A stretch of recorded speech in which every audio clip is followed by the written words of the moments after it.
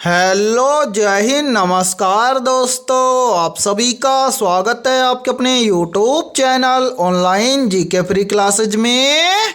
आज के इस क्लास में हम रेलवे ग्रुप डी परीक्षा 2025 के लिए बहुत ही इम्पोर्टेंट क्वेश्चन लेकर आए हैं और ये सभी क्वेश्चन आपके रेलवे ग्रुप डी एग्जाम 2025 के लिए इम्पोर्टेंट रहेंगे, इसलिए इस क्लास को आपको कंप्लीट देखना है और इस क्लास के एंड में आपको बताना है कि आपके टोटल कितने क्वेश्चन है सही होते हैं। और मेरे भाई इस क्लास के अंदर हम उन्हीं क्वेश्चनों को कवर करेंगे जो क्वेश्चन आपके रेलवे ग्रुप डी एग्जाम 2025 के लिए महत्वपूर्ण रहेंगे। इसलिए आपको क्या करना है, इस क्लास को कंप्लीट देखना है और इस क्लास के एंड में आपको बताना है कि आपके टोटल कितने क्वेश्चन है सही होते हैं। और यदि आप इस चैनल से पहली बार जुड़े हैं तो इस चैनल को कर लीजिए सब्सक्राइब और बेल आइकन को प्रेस करना, ताकि ऐसी शानदार क्लास का नोटिफिकेशन आपको सबसे पहले देखने को मिले। तो चलिए शुरू करते हैं आज के इस क्लास को बिना देरी के।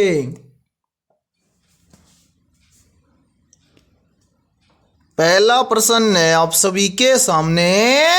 नीचे दिए गए प्रश्न में प्रश्न चिन्ह के स्थान पर आने वाली संबंधित संख्या को ज्ञात करें। यानी कि यह पहला प्रश्न आप सभी के सामने नंबर एनालॉजी से संबंधित प्रश्न दिया गया है और आपसे पूछा गया है कि इस प्रश्न चिन्ह के स्थान पर कौन सी संख्या आएगी। तो मेरे भाई इस टाइप के प्रश्न को आप एग्जाम में देखते ही फटाफट से कैसे सोल्व करेंगे, तो वो देखिए जब भी इस टाइप का प्रश्न आपको एग्जाम में दिया जाए तो आपको क्या करना है, सबसे पहले तो आपको यहाँ पर पता करना है कि यहाँ पर 19 का संबंध 37 के साथ में कैसे है। यानी कि जिस प्रकार से 19 से यहाँ पर 37 लिखा गया है, सेम उसी प्रकार से हम यहाँ पर बताएंगे कि 26 से इस प्रश्न चिन्ह के स्थान पर कौन सी संख्या आएगी। तो मेरे भाई यहाँ पर ध्यान से देखिए इस प्रश्न को किस लॉजिक के आधार पर सोल्व किया गया है। यहाँ पर क्या किया गया है, सबसे पहले यहाँ पर 19 से 37 लाने के लिए मेरे भाई इस 19 का क्या किया गया है, 2 के साथ में गुणा किया गया है। तो यहाँ पर देखिए यदि हम 19 का 2 के साथ में गुणा कर देंगे तो यहाँ पर बन जाएगा 19 दूना के 38। अब 38 से 37 बनाने के लिए क्या किया गया है, इस 38 में से -1 करके यहाँ पर लिखा गया है 37। और मेरे भाई ध्यान से देखिए 37 यहाँ पर आप सभी के सामने दिया गया है। अब हम भी क्या काम करेंगे, यही सेम लॉजिक लगाएंगे इस 26 के अंदर है और इस 26 से इस प्रश्न चिन्ह की वैल्यू ज्ञात करेंगे। तो करेंगे क्या, सबसे पहले तो इस 26 का हम क्या करेंगे, 2 के साथ में गुणा करेंगे। तो मेरे भाई यहाँ पर देखिए 26 का 2 के साथ में गुणा कर देंगे तो यहाँ पर बन जाएगा 26 दुआ के 52। अब इस 52 में से हम क्या कर देंगे, 1 को कम कर देंगे। तो 52 में से 1 को कम कर देंगे तो यहाँ पर कितना बच जाएगा, 51। यानी कि इस प्रश्न चिन्ह के स्थान पर संख्या भरी जाएगी 51 है। अब हमें देखना है कि संख्या 51 किसी ऑप्शन में है, तो आंसर है संख्या 51 में दी गई है ऑप्शन है बी के अंदर है। तो पहले प्रश्न के अंदर ऑप्शन बी हो जाएगा सभी का करेक्ट आंसर है। तो उम्मीद करता हूं कि ये पहला प्रश्न आपको अच्छे से क्लियर हो गया होगा और जब भी इस टाइप का प्रश्न आपको एग्जाम में दिया जाएगा तो फटाफट से सोल्व कर लेंगे। ठीक है, तो चलिए फिर अगला प्रश्न देखते हैं। दूसरा प्रश्न है आप सभी के सामने। नीचे दिए गए विकल्पों में से प्रश्न चिन्ह के स्थान पर आने वाले विकल्प का चयन करें। यानी कि हमसे पूछा गया है कि इन चारों विकल्पों में से किस विकल्प के अल्फाबेट लेटर इस प्रश्न चिन्ह के स्थान पर आएंगे। तो मेरे भाई इस टाइप के प्रश्न को आप एग्जाम में देखते ही फटाफट से कैसे सोल्व करेंगे, तो वो देखिए जब भी इस टाइप का प्रश्न आपको एग्जाम में दिया जाए तो आपको क्या करना है, सबसे पहले तो आपको यहाँ पर पता करना है कि ACEG से यहाँ पर IKMO कैसे लिखा गया है। यानी कि जिस प्रकार से ACEG से यहाँ पर IKMO लिखा गया है, सेम उसी प्रकार से हम यहाँ पर बताएंगे कि PRTV से इस प्रश्न चिन्ह के स्थान पर कौन से अल्फाबेट लेटर आएंगे। तो मेरे भाई इस टाइप के प्रश्न को एग्जाम में सोल्व करने का बहुत ही शानदार तरीका है। अब तरीका क्या है तो वो देखिए जब भी इस टाइप का प्रश्न आपको एग्जाम में दिया जाए तो आपको क्या करना है, सबसे पहले तो आप सभी के सामने जितने भी अल्फाबेट लेटर दिए गए हैं इन सभी का आपको कर लेना है नंबरिंग। कैसे तो वो देखिए, यहां पर देखिए सबसे पहले है ए आता है 1 नंबर पर है, फिर है सी आता है 3 नंबर पर है, उसके बाद में है ई आता है 5 नंबर पर है, फिर है जी आता है 7 नंबर पर है। इसी प्रकार से आगे देखिए, आगे है आई आता है 9 नंबर पर है, आई के बाद में के आता है 11 नंबर पर है, उसके बाद में एम आता है 13 नंबर पर है, एम के बाद में है ओ आता है 15 नंबर पर है। अब इसी प्रकार से मेरे भाई यहाँ पर आगे देखिए आगे है पी आता है 16 नंबर पर है, उसके बाद में आर आता है 18 नंबर पर है, आर के बाद में टी आता है 20 नंबर पर है, टी के बाद में क्या है वी आता है 22 नंबर पर है। अब यहां पर इतना कर लिया, अब क्या करना है, यहां पर आपको अल्फाबेट लेटर नहीं देखना है, यहां पर अब आपको देखना है केवल संख्या को। कैसे तो वो देखिए, यहां पर देखिए सबसे पहले फर्स्ट में यहां पर देखिए 1 से कितना बन रहा है 9, 1 से 9 कैसे बनेगा, तो यहां पर देखिए यदि हम 1 के अंदर क्या कर दें +8 कर दें तो 1 और 8 मिलकर बन जाएगा 9। फिर देखिए 3 से कितना बन रहा है 11, 3 से 11 कैसे बनेगा, तो मेरे भाई यहां पर भी देखिए यदि हम 3 के अंदर क्या कर दें +8 कर दें तो 3 और 8 मिलकर बन जाएगा 11। फिर देखिए 5 से कितना बन रहा है 13, 5 से 13 कैसे बनेगा, तो यहां पर देखिए यदि हम 5 के अंदर भी क्या कर दें +8 कर दें तो 5 और 8 मिलकर बन जाएगा 13। फिर देखिए यहां पर 7 से कितना बन रहा है 15, तो 7 से 15 कैसे बनेगा, तो यहां पर भी देखिए यदि हम 7 के अंदर क्या कर दें +8 कर दें तो 7 और 8 मिलकर बन जाएगा 15। यानी कि यहां पर हुआ क्या है, जो यहां पर ये वाले अल्फाबेट लेटर दिए गए हैं इन सभी के अंदर +8 करके ये वाले अल्फाबेट लेटर लिखे गए हैं। अब हम भी क्या काम करेंगे, यहां पर जो ये वाले अल्फाबेट लेटर दिए गए हैं इन सभी के अंदर +8 करके जो अल्फाबेट लेटर आएंगे उन सभी को यहां पर भर देंगे।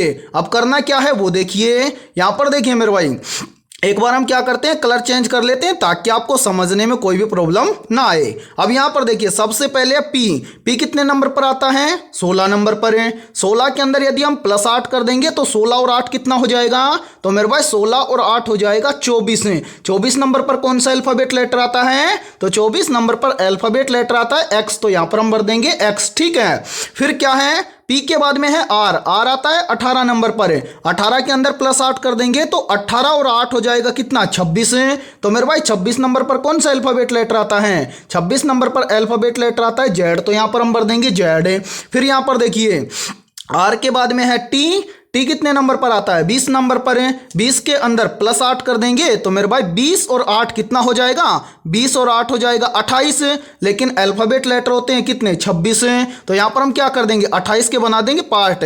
देखिए 26 लेटर तो होते हैं, 26 के अंदर +2 कर देंगे तो 26 और 2 हो जाएगा 28। अब 26 लेटर होते हैं, 26 को छोड़ दीजिए, यहां पर कितने लेटर हैं 2 नंबर पर कौन सा अल्फाबेट लेटर आता है, 2 नंबर पर अल्फाबेट लेटर आता है बी, तो यहां पर हम भर देंगे बी, यानी कि 28 नंबर पर अल्फाबेट लेटर आएगा बी। ठीक है, इसी प्रकार से यहां पर देखिए टी के बाद में है वी आता है 22 नंबर पर है, 22 के अंदर भी +8 कर देंगे तो 22 और 8 हो जाएगा कितना 30 है, लेकिन अल्फाबेट लेटर होते हैं कितने 26 हैं, तो मेरे भाई यहां पर हम कर सकते हैं 26 + 4 हो जाएगा 30। 26 को छोड़ दीजिए, यहां पर कितना है 4 है, 4 नंबर पर कौन सा अल्फाबेट लेटर आता है, 4 नंबर पर अल्फाबेट लेटर आता है डी, तो यहां पर हम भर देंगे डी, यानी कि 30 नंबर पर अल्फाबेट लेटर आएगा डी। यानी कि हम बोल सकते हैं कि PRTV इन सभी से इस प्रश्न चिन्ह के स्थान पर कौन से अल्फाबेट लेटर आएंगे, तो मेरे भाई प्रश्न चिन्ह के स्थान पर अल्फाबेट लेटर आएगा XZBD। अब हमें देखना है XZBD ये सभी अल्फाबेट लेटर में किस ऑप्शन के अंदर दिए गए हैं, तो मेरे भाई ध्यान से देखिए ये सभी अल्फाबेट लेटर में दिए गए हैं ऑप्शन डी के अंदर है, तो दूसरे प्रश्न के अंदर ऑप्शन डी हो जाएगा सभी का करेक्ट आंसर है। तो उम्मीद करता हूं कि दूसरा प्रश्न भी आपको अच्छे से क्लियर हो गया होगा, और जब भी इस टाइप का प्रश्न आपको एग्जाम में दिया जाएगा तो फटाफट से सोल्व कर लेंगे। ठीक है, तो चलिए फिर अगला प्रश्न देखते हैं। तीसरा प्रश्न है आप सभी के सामने नीचे दिए गए विकल्पों में से संबंधित संख्या ज्ञात कीजिए।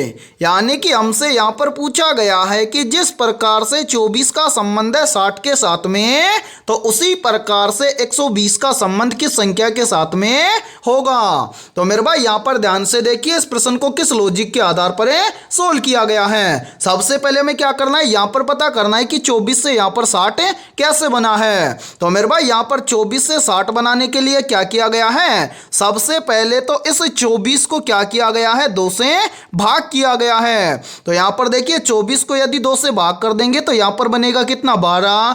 12 से 60 बनाने के लिए क्या किया गया है, इस 12 का गुणा किया गया है 5 के साथ में। तो यहां पर बन जाएगा 12 पंजा के 60। और ध्यान से देखिए 60 यहां पर आप सभी के सामने दिया गया है। अब हम भी क्या काम करेंगे, यही सेम लॉजिक लगाएंगे इस 120 के अंदर है, और इस 120 से इस प्रश्न चिन्ह की वैल्यू ज्ञात करेंगे। तो करेंगे क्या, सबसे पहले तो इस 120 को क्या कर देंगे, 2 से भाग कर देंगे। तो मेरे भाई यहां पर देखिए 120 को 2 से भाग कर देंगे तो यहां पर कितना बनेगा, यहां पर बनेगा 60। अब हम क्या करेंगे, जिस प्रकार से इस 12 का 5 के साथ में गुणा करके 60 लिखा गया है, सेम उसी प्रकार से हम क्या करेंगे, इस 60 को भी 5 के साथ में गुणा कर देंगे। तो यहां पर बन जाएगा कितना, यहां पर बन जाएगा 60 पंजा के 300। यानी कि मेरे भाई यहां पर इस प्रश्न चिन्ह के स्थान पर संख्या भरी जाएगी 300। अब हमें देखना है कि संख्या 300 किसी ऑप्शन में है। तो आंसर है संख्या 300 में दी गई है, ऑप्शन है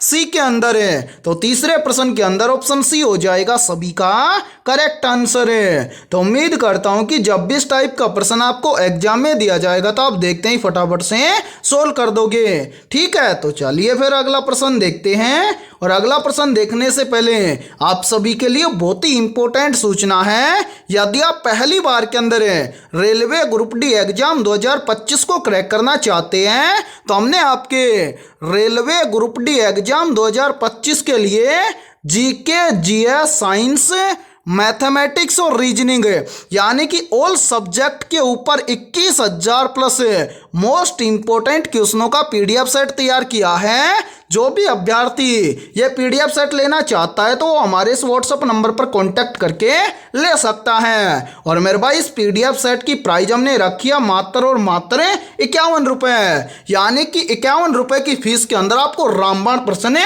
दिए जाएंगे। और मैं आप सभी को एक गारंटी देता हूं, यदि आप एग्जाम से पहले इन 21,000 क्वेश्चनों को अच्छे से तैयार कर लेते हो तो आप पहली बार के अंदर रेलवे ग्रुप डी एग्जाम 2025 को क्रैक कर जाओगे। तो मेरे भाई जल्दी से जाइए और इस व्हाट्सएप नंबर पर आप कांटेक्ट करके इस पीडीएफ सेट को ले लीजिए और एग्जाम से पहले अपनी तैयारी को मजबूत बना लीजिए। ठीक है, तो चलिए फिर अगला प्रश्न देखते हैं। चौथा प्रश्न है आप सभी के सामने, नीचे दिए गए विकल्पों में से संबंधित शब्द का चयन कीजिए। यानी कि यहाँ पर आपसे पूछा गया है कि जिस प्रकार से समाचार पत्र का संबंध है पाठक के साथ में, उसी प्रकार से रोटी का संबंध किस शब्द के साथ में होगा। यानी कि इस प्रश्न चिन्ह के स्थान पर कौन सा शब्द आएगा ये हमसे पूछा गया है। तो करना क्या है, सबसे पहले हमें यहाँ पर पता करना है कि समाचार पत्र का संबंध पाठक के साथ में कैसे है। यानी कि जिस प्रकार से समाचार पत्र का संबंध है पाठक के साथ में, सेम उसी प्रकार से हम यहाँ पर बताएंगे कि रोटी का संबंध किस शब्द के साथ में होगा। तो मेरे भाई यहाँ पर देखिए समाचार पत्र का संबंध पाठक के साथ में कैसे है। तो जो समाचार पत्र होता है, इस समाचार पत्र को तैयार करता है पाठक।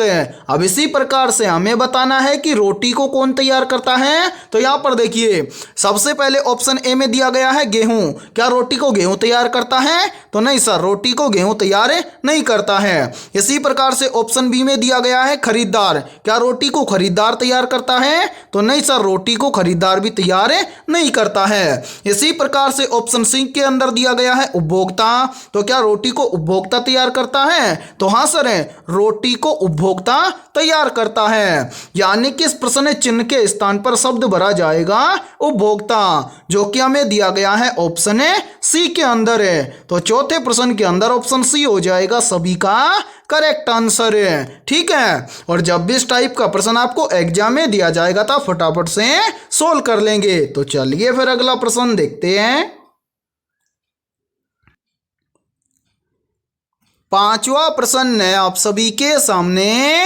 ए बी की बहन है, सी बी की माता है, डी सी का पिता है, ई डी की माता है, तो ए से डी का क्या संबंध है। यानी कि ये पांचवा प्रश्न आप सभी के सामने ब्लड रिलेशन से संबंधित प्रश्न दिया गया है। तो मेरे भाई ब्लड रिलेशन से संबंधित प्रश्न को आप एग्जाम में देखते ही फटाफट से कैसे सोल्व करेंगे, तो वो देखिए जब भी आपको एग्जाम के अंदर ब्लड रिलेशन से संबंधित प्रश्न दिया जाए तो आपको क्या करना है, सबसे पहले तो प्रश्न के अकॉर्डिंग एक छोटा सा डायग्राम तैयार करना है और उस डायग्राम के अंदर देखकर आपको क्या करना है, प्रश्न का आंसर देना है। डायग्राम कैसे बनाएंगे वो देखिए। यहां पर देखिए मेरे भाई, सबसे पहले बोला गया है कि ए बी की बहन है, तो यहां पर देखिए ये है ए, ये क्या है, इस बी की बहन है, तो यहां पर हम लिख देते हैं बहन। ठीक है मेरे भाई, ए क्या है, बी की बहन है। इसी प्रकार से देखिए आगे बोला गया है कि सी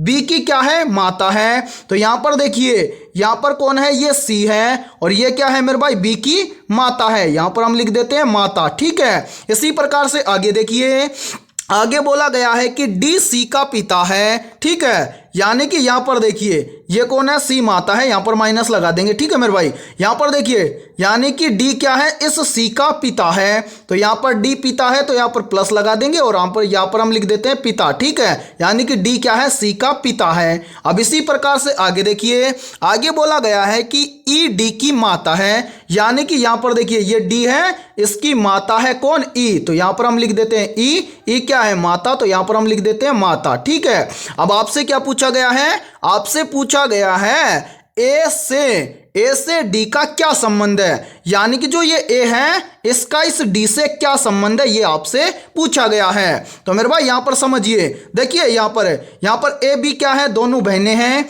ठीक है, यानी कि ए बी की बहन है और बी की माता कौन है, सी है, और सी का पिता कौन है, डी है, यानी कि ए की माता का पिता ए का क्या लगेगा, तो मेरे भाई ए की माता का पिता ए का लगेगा नाना। ठीक है, यानी कि ए का डी से संबंध हो जाएगा नाना का। अब हमें देखना है कि नाना शब्द किसी ऑप्शन में है, तो हाँ सर नाना शब्द हमें दिया गया है ऑप्शन बी के अंदर है, तो पांचवें प्रश्न के अंदर ऑप्शन बी हो जाएगा सभी का करेक्ट आंसर है। तो उम्मीद करता हूं कि पांचवा प्रश्न भी आपको अच्छे से क्लियर हो गया होगा, और जब भी इस टाइप का प्रश्न आपको एग्जाम में दिया जाएगा तो फटाफट से सोल्व कर लेंगे। ठीक है, तो चलिए फिर अगला प्रश्न देखते हैं। छठा प्रश्न है आप सभी के सामने, फूलों की घाटी नेशनल पार्क कहां पर स्थित है। ऑप्शन ए है उत्तराखंड में, ऑप्शन बी है पश्चिम बंगाल में, ऑप्शन सी है मणिपुर में, और ऑप्शन डी है ओडिशा में। तो यहां पर देखिए इन चारों में से करेक्ट आंसर हो जाएगा सभी का ऑप्शन है ए, यानी कि फूलों की घाटी नेशनल पार्क उत्तराखंड में स्थित है। तो छठे प्रश्न के अंदर करेक्ट आंसर हो जाएगा सभी का ऑप्शन है ए। और मेरे भाई मोस्ट इंपोर्टेंट प्रश्न है ये, चाहे तो आप इस प्रश्न को अपनी नोटबुक के अंदर आप नोट भी कर सकते हैं या फिर आप इस प्रश्न का स्क्रीनशॉट भी ले सकते हैं। ठीक है, तो चलिए फिर अगला प्रश्न देखते हैं। सातवां प्रश्न है आप सभी के सामने, निम्न में से सुशील कुमार किस खेल से संबंधित है। तो यहां पर देखिए इन चारों में से करेक्ट आंसर हो जाएगा सभी का ऑप्शन है सी, यानी कि सुशील कुमार कुश्ती खेल से संबंधित है। तो सातवें प्रश्न के अंदर करेक्ट आंसर हो जाएगा सभी का ऑप्शन है सी। तो चलिए फिर अगला प्रश्न देखते हैं। आठवां प्रश्न है आप सभी के सामने, जहांगीर की रुचि सबसे अधिक किस कला में थी। ऑप्शन ए स्थापत्य कला में, ऑप्शन बी है चित्रकला में, ऑप्शन सी है उपरोक्त दोनों में और ऑप्शन डी है इनमें से कोई नहीं। तो यहाँ पर देखिए इन चारों में से करेक्ट आंसर हो जाएगा सभी का ऑप्शन है बी, यानी कि जहांगीर की रुचि सबसे अधिक चित्रकला में थी। तो 8वें प्रश्न के अंदर करेक्ट आंसर हो जाएगा सभी का ऑप्शन है बी। तो चलिए फिर अगला प्रश्न देखते हैं। 9वां प्रश्न है आप सभी के सामने, मुंह से बजाए जाने वाले वाद्य यंत्रों को क्या कहा जाता है? तो यहाँ पर देखिए इन चारों में से करेक्ट आंसर हो जाएगा सभी का ऑप्शन है ए, यानी कि मुंह से बजाए जाने वाले वाद्य यंत्रों को कहा जाता है अलगोजा। तो 9वें प्रश्न के अंदर करेक्ट आंसर हो जाएगा सभी का ऑप्शन है ए। तो चलिए फिर अगला प्रश्न देखते हैं। 10वां प्रश्न है आप सभी के सामने, निम्न में से झूलन गोस्वामी का संबंध किस खेल से है? ऑप्शन ए है क्रिकेट खेल से, ऑप्शन बी है शूटिंग खेल से, ऑप्शन सी है हॉकी खेल से और ऑप्शन डी है निशानेबाजी खेल से। तो यहाँ पर देखिए इन चारों में से करेक्ट आंसर हो जाएगा सभी का ऑप्शन है ए, यानी कि झूलन गोस्वामी का संबंध है क्रिकेट खेल से। तो 10वें प्रश्न के अंदर करेक्ट आंसर हो जाएगा सभी का ऑप्शन है ए। और मेरे भाई यहाँ पर देखिए यदि ये क्लास आपको पसंद आ रही है तो जल्दी से एक बार इस क्लास को लाइक कर दीजिए, और यदि आप इस चैनल से पहली बार जुड़े हैं तो इस चैनल को कर लीजिए सब्सक्राइब और बेल आइकन को प्रेस करना, ताकि ऐसी शानदार क्लास का नोटिफिकेशन आपको सबसे पहले देखने को मिले। और मेरे भाई आप सभी के लिए इससे भी बहुत ही महत्वपूर्ण सूचना है, क्या हमारा एक दूसरा यूट्यूब चैनल है मिशन टारगेट क्लासेज के नेम से, और मेरे भाई उस चैनल पर रोज शाम को 7 बजे आपके ग्रुप डी एग्जाम के लिए मॉक टेस्ट होता है। तो जो भी बच्चा ये मॉक टेस्ट देना चाहता है हमारे mission target classes YouTube channel को आप जरूर सब्सक्राइब करें। और इसी के साथ में हर महीने की 15 और 25 तारीख, यानी कि मेरे भाई ये 2 तारीख है, 15 और 25 तारीख है, तो इन दोनों तारीखों को 15 और 25 तारीख को पूरा 100 नंबर का पेपर भी इसी यूट्यूब चैनल पर होता है। तो मिशन टारगेट यूट्यूब चैनल को आप जरूर सब्सक्राइब करें और बेल आइकन को प्रेस करना, ताकि जितने भी पेपर हों उनका नोटिफिकेशन आपको सबसे पहले देखने को मिले। तो चलिए फिर अगला प्रश्न देखते हैं। 11वां प्रश्न है आप सभी के सामने, भारत का सबसे छोटा राष्ट्रीय उद्यान कौन सा है? तो यहाँ पर देखिए इन चारों में से करेक्ट आंसर हो जाएगा सभी का ऑप्शन है सी, यानी कि भारत का सबसे छोटा राष्ट्रीय उद्यान है साउथ बटन द्वीप राष्ट्रीय उद्यान। ये क्या है? भारत का सबसे छोटा राष्ट्रीय उद्यान है। तो 11वें प्रश्न के अंदर करेक्ट आंसर हो जाएगा सभी का ऑप्शन है सी। ठीक है, तो चलिए फिर अगला प्रश्न देखते हैं। 12वां प्रश्न है आप सभी के सामने, इंदिरा गांधी नहर बांध किस नदी पर स्थित है? वेरी इंपॉर्टेंट प्रश्न है ये, तो जल्दी से बताइए इन चारों में से करेक्ट आंसर क्या होगा। आपसे पूछा गया है कि इंदिरा गांधी नहर बांध किस नदी पर स्थित है। तो यहाँ पर देखिए इन चारों में से करेक्ट आंसर हो जाएगा सभी का ऑप्शन है ए, यानी कि इंदिरा गांधी नहर बांध सतलुज नदी व व्यास नदी के संगम पर स्थित है। तो 12वें प्रश्न के अंदर करेक्ट आंसर हो जाएगा सभी का ऑप्शन है ए। तो चलिए फिर अगला प्रश्न देखते हैं। 13वां प्रश्न है आप सभी के सामने, देश का प्रथम तैरता एटीएम कहाँ स्थापित किया गया था? ऑप्शन ए है कोच्चि में, ऑप्शन बी है तिरुवनंतपुरम में, ऑप्शन सी है चेन्नई में और ऑप्शन डी है मद्रास में। तो जल्दी से कमेंट सेक्शन के अंदर कमेंट करके बताइए कि 13वें प्रश्न के अंदर करेक्ट आंसर है क्या होगा। तो जिस भी अभ्यर्थी ने 13वें प्रश्न के अंदर ऑप्शन ए को कमेंट किया है तो सभी का करेक्ट आंसर हो जाएगा ऑप्शन ए, यानी कि देश का प्रथम तैरता एटीएम कोच्चि में स्थापित किया गया था। तो 13वें प्रश्न के अंदर करेक्ट आंसर हो जाएगा सभी अभ्यर्थियों का ऑप्शन है ए। तो चलिए फिर अगला प्रश्न देखते हैं। 14वां प्रश्न है आप सभी के सामने, भारत में सहकारी बैंकों की शुरुआत कब हुई थी। तो यहाँ पर देखिए इन चारों में से करेक्ट आंसर हो जाएगा सभी का ऑप्शन है डी, यानी कि भारत में सहकारी बैंकों की शुरुआत हुई थी वर्ष 1904 में। तो 14वें प्रश्न के अंदर करेक्ट आंसर हो जाएगा सभी का ऑप्शन है डी। तो चलिए फिर अगला प्रश्न देखते हैं। 15वां प्रश्न है आप सभी के सामने, वीरता पुरस्कार पाने वाली भारतीय वायुसेना की पहली महिला अधिकारी कौन है। मेरे भाई वेरी वेरी इंपॉर्टेंट प्रश्न है ये, और इस प्रश्न पर आप स्टार जरूर लगा लेना क्योंकि इस बार एग्जाम के अंदर ये प्रश्न छप सकता है। तो यहाँ पर देखिए इन चारों में से करेक्ट आंसर हो जाएगा सभी का ऑप्शन है सी, यानी कि वीरता पुरस्कार पाने वाली भारतीय वायुसेना की पहली महिला अधिकारी है दीपिका मिश्रा। तो 15वें प्रश्न के अंदर करेक्ट आंसर हो जाएगा सभी का ऑप्शन है सी। तो चलिए फिर अगला प्रश्न देखते हैं।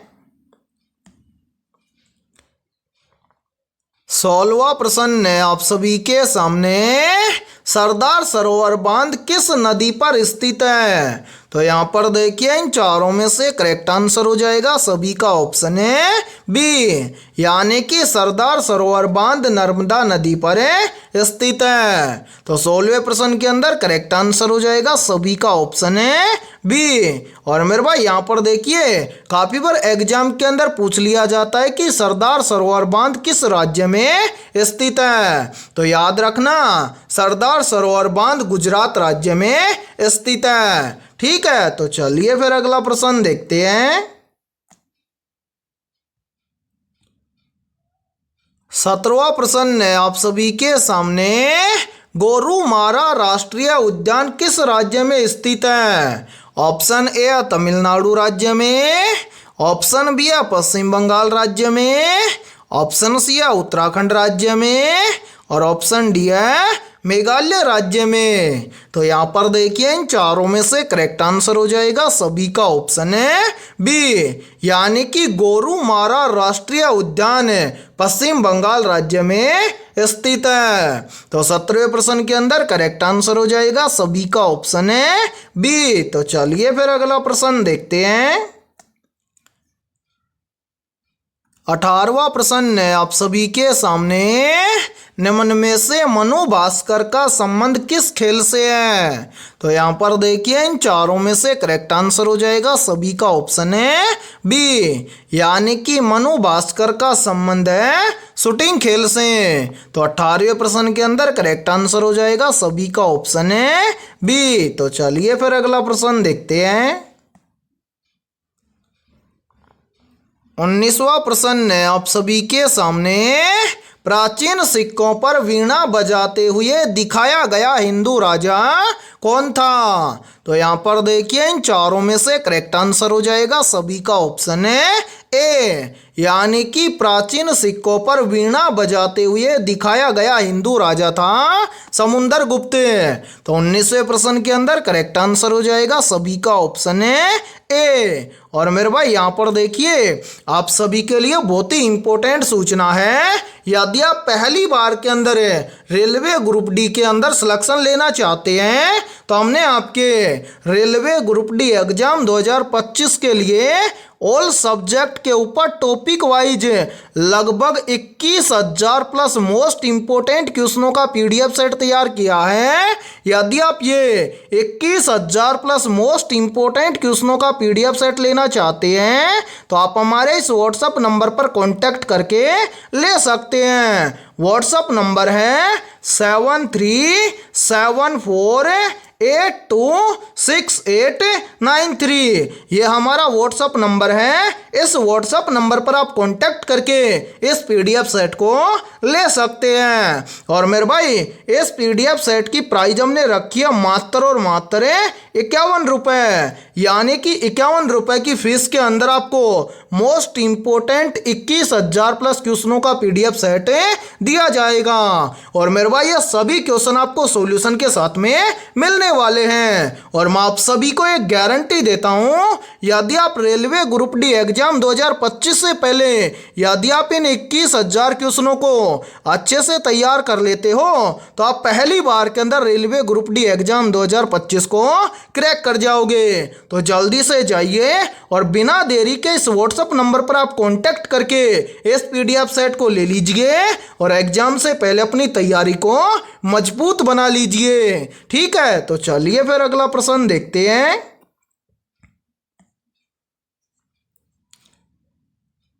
20वां प्रश्न है आप सभी के सामने, साइना नेहवाल का संबंध किस खेल से है? तो यहाँ पर देखिए इन चारों में से करेक्ट आंसर हो जाएगा सभी का ऑप्शन है डी, यानी कि साइना नेहवाल का संबंध है बैडमिंटन खेल से।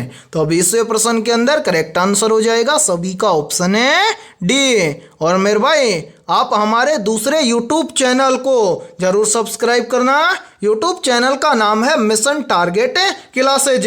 क्यों सब्सक्राइब करना है? क्योंकि उस यूट्यूब चैनल पर ग्रुप डी एग्जाम के लिए हर रोज शाम को 7 बजे आपको प्रैक्टिस सेट देखने को मिलेगा। तो उस प्रैक्टिस सेट को आप जरूर दिया करें, क्योंकि आपको पहली बार के अंदर ग्रुप डी के अंदर सिलेक्शन लेना है। ठीक है, और मेरे भाई आज की इस क्लास के अंदर इतना ही।